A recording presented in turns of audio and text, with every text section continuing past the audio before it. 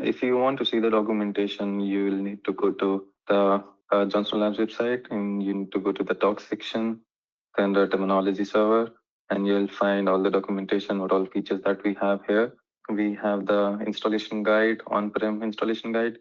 You'll need a license for this, and you need to run this command in order to have the TS right in your machine.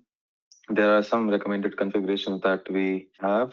So you need the Ubuntu 20 plus machine, and the TS service uses port 80. It expects the port to be unused. The minimal configuration is 16 GB RAM and 8 core CPU and 300 plus GB storage. If you have a bigger machine, the responses will be much faster if you want to process millions of chunks in bulk. The ideal configuration would be 32 gigs of RAM and 16 core GPUs for decent performance. But again, you can always upgrade from this as well.